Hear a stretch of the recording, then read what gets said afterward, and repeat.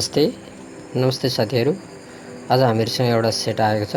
यो सैमसङ कम्पनीको J5 model हो। यसमा प्रब्लम यो छ कि यसमा FRP लक भएको छ। FRP भएको छ। आज हामी यही कुरा सिक्ने छौं कि FRP बाइपास कसरी गर्ने भन्ने कुराहरु सिक्ने छौं यसमा। यसको लागि हामीले यसलाई सेटअप गर्दै छौं।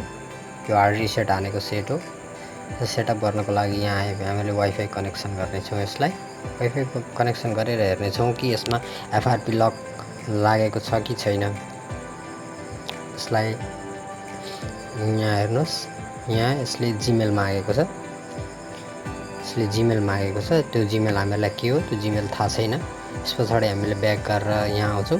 त्यसपछि यो सिम मोबाइल भित्र एउटा सिम हाल्छौं। त्यसपछि हामी कम्प्युटरमा जान्छौं। यहाँ कम्प्युटरमा गएपछि एउटा टुल्स आउँछ FRP हाइजेकर्स टुल भन्ने। यो FRP हाइजेकर टुल्स भित्र चाहिँ यहाँ डायलर भन्ने अप्सन छ। यो डायलर भन्ने अप्सनमा हामीले मोबाइलमा हालेको सिम यो यहाँ हालेका छौं। यो सिमको नम्बर यहाँ हामी डायल गर्छौं। यो देख्नुस्, यो डायलर भित्र यो नम्बर छ। यो नम्बर डायल गर्छौं। डायल गरेपछि यहाँ माथि हेर्न सक्नुहुन्छ, यहाँ फोन आएको छ यो सेटमा। अब हामी यो फोन रिसिभ गर्दैनौं। यहाँ फोन आएको छ। यसलाई हामी यता स्विप गर्छौं राइट साइडमा। त्यसपछि यहाँ यो अप्सनलाई चाहिँ क्लिक गर्छौं। त्यसपछि हाम्रो गुगल खुलेको छ। हेर्नुस्, यो गुगल खुलेको छ। हामीले यतिको लागि यो हामीले FRP हाइजेकर टुल्स युज गरिएको। यो टुल्सलाई अब कटा गरिदिन्छौं। हाम्रो काम भइसकेको छ। यति हामीले यो गुगलमा जानको लागि यो टुल्स युज गरेका छौं। अब यसपछि हामीले यहाँ एउटा साइट टाइप गर्छौं, जहाँबाट चाहिँ हामी दुईटा एप्स डाउनलोड गरेर चाहिँ यो छिटो भन्दा छिटो हामी यो बाइपास गर्छौं। त्यसको लागि हामीले यो भेन रूम भन्ने साइट ओपन गरेका छौं। यहाँ यो एप्लिकेसनलाई हामी डाउनलोड गर्छौं र अर्को यो एप्लिकेसन डाउनलोड गर्छौं, FRP बाइपास एप्लिकेसन। त्यसपछि यहाँ जान्छौं हामी। यहाँ हाम्रो डाउनलोड भएको यहाँ बसेको छ। त्यसपछि हामीले यो एप्लिकेसन हो, यसलाई हामी इन्स्टल गरिदिन्छौं। इन्स्टल हुँदैछ। इन्स्टल हुन थोरै टाइम लाग्छ। यो Google account manager download install हुँदैछ। इन्स्टल भएछ। यो FRP हाइजेकर टुल्सलाई यसलाई पनि इन्स्टल गर्छौं। यो पनि इन्स्टल हुँदैछ। यो पनि इन्स्टल हुन्छ। यो सानो एप्लिकेसन छ। त्यसपछि हामी यो एप्लिकेसनलाई चाहिँ ओपन गर्छौं। ओपन भएको छ। त्यसपछि हामी त्यहाँ देख्न सक्नुहुन्छ यो 3 डट, यसमा क्लिक गर्छौं। यो 3 डटमा क्लिक गर्छौं। त्यसपछि हामीले हाम्रो चाहिँ यो खुल्छ। त्यसपछि यहाँ चाहिँ यहाँ हेर्नुस्, यहाँ हामीले जीमेल मागेको छ। जीमेल, त्यसको लागि चाहिँ यहाँ आफ्नो जीमेल लगाए पनि हुन्छ। कुनै नयाँ जीमेल छ तपाईसँग जसको पासवर्ड पनि तपाईलाई याद छ भने त्यो लगाउन सक्नुहुन्छ। त्यसैले मैले यहाँ एउटा जीमेल लगाउँदै छु। जीमेल हेर्नुस्, जीमेल लगाएको छु। नेक्स्ट गरौँ मेरो जीमेल। त्यसपछि यसको पासवर्ड तपाईलाई यो जीमेलको पासवर्ड पनि थाहा हुनुपर्छ। यो पासवर्ड म लगाउँदै छु। मेरो जीमेल हो यो।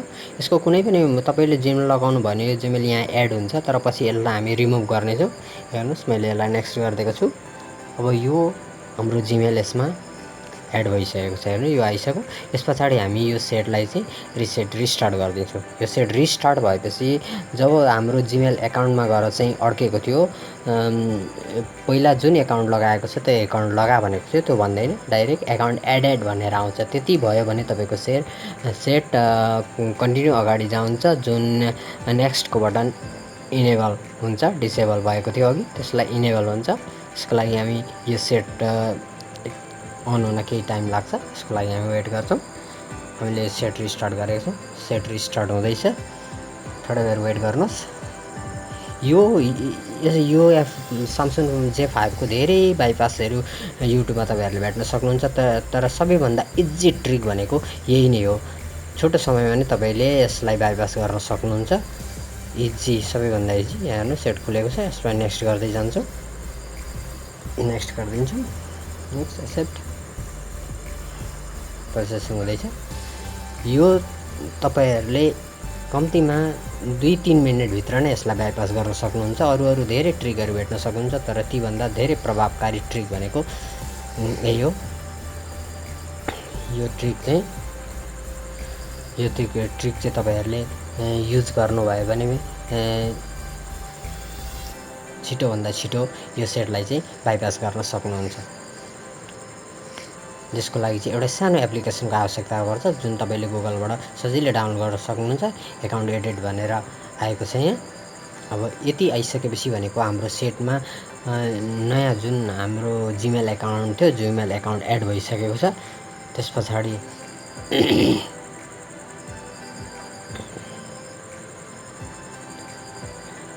हाम्रो यहाँ एकाउन्ट एडेड यो सेटमा चाहिँ जुन अघि हामीले लगाएको जिमेल थियो त्यो एड भइसकेको छ। अब जिमेल एकाउन्ट एड भइसकेपछि हाम्रो यो नेक्स्टको बटन पनि इनेबल भइसकेको छ। अब हामीहरूलाई नेक्स्ट गर्दै जान्छौँ। अब हाम्रो कन्टिन्युली यो सेट यहाँ हाम्रो चाहिँ टकब्याक अन भएको छ, यसलाई अफ गरिदिन्छु। जसको लागि भोल्युम प्लस माइनस एकैचोटि दबाउने र ओके बटन थिच्ने। त्यस पछाडि नेक्स्ट गर्दै जान्छौँ कन्टिन्युली। अब हामी नेक्स्ट गर्दै जाँदाखेरि जे अप्सन माग्दै जान्छ त्यसलाई चाहिँ हामी फलो गर्दै जाँदाखेरि कन्टिन्युली यो सेट अन हुन्छ। नर्मल्ली यो सेट अन हुन्छ। थोरै टाइम लाग्छ। यो सेटले प्रोसेसिङको लागि मात्रै थोरै टाइम लिने हो, नत्र हाम्रो छिटोभन्दा 1-2 मिनटभित्र नै यो सेटलाई हामी बाइपास गर्न सक्छौँ। यस्तै ट्रिकहरू जुन अति नै सजिलो ट्रिकहरू तपाईँहरू जान्न चाहनुहुन्छ, टेक्निकल मेगा टेक्निकललाई तपाईँहरूले सब्सक्राइब गरेर राख्नुहोस्। यस्तै भिडियोहरू तपाईँहरूले जब हामी भिडियो लगाउँछौँ युट्युबमा तुरन्तै तपाईँहरूले यस्तो टेक्निकल भिडियोहरू हेर्न सक्नुहुन्छ। जसको लागि हाम्रो च्यानल चाहिँ सब्सक्राइब गरेर राख्नुहोला र छेउमै रहेको बेल आइकनलाई पनि दबाउनु होला, किनभने हामीले लगाएको नयाँ भिडियोको नोटिफिकेसन तपाईँहरूसँग तुरुन्तै पुग्नेछ र हाम्रो टेक्निकल जानकारीहरू तपाईँहरूले पाउनुहुनेछ। यदि यस्तो ट्रिक तपाईँलाई मन पर्यो, तपाईँको केही काम आयो भने एउटा लाइक गरिदिनु होला। हेर्नुभयो सेट अगाडि गइसकेको छ।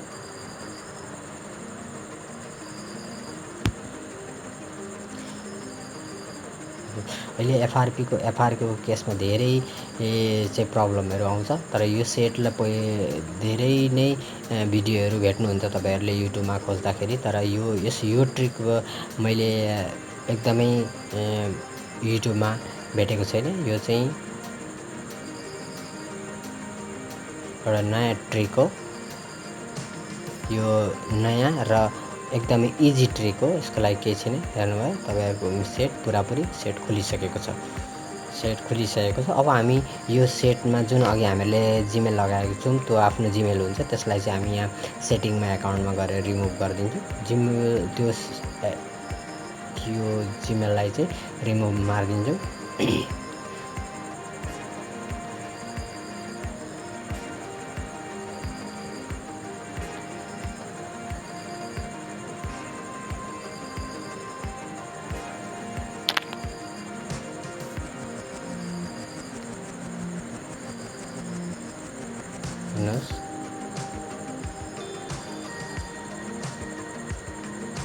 त्यस पछाडि भनेको हामीहरूले सेटलाई रिसेट हानिदिएका छौँ, किनभने हामीहरूले एप्लिकेसनहरू डाउनलोड गरेको थियो, हामीहरूले एकाउन्ट पनि एड गरेको थियो। त्यसको लागि हामीहरूले जुन जिमेल एकाउन्ट थियो त्यसलाई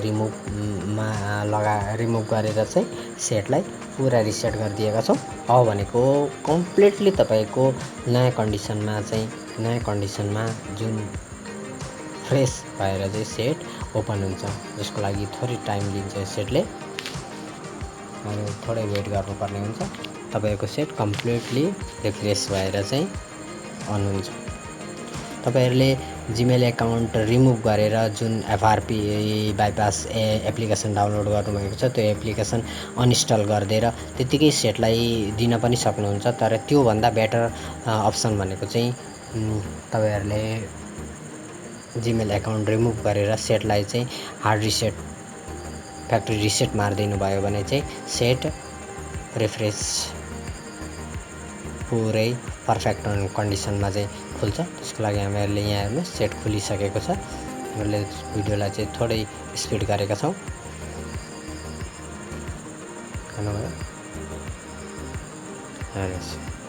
सेट पुरापुरी हाम्रो सेट चाहिँ फिनिस आइसकेको छ।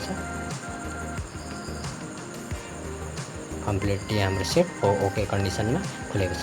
यसरी कम्तीमा तपाईँहरूले 2-3 मिनटभित्र नै आफ्नो सेटलाई चाहिँ सेटले प्रोसेसिङ टाइम थोरै लिन्छ, मात्र छोटो समयमा तपाईँले बाइपास गर्न सक्नुहुन्छ। धन्यवाद।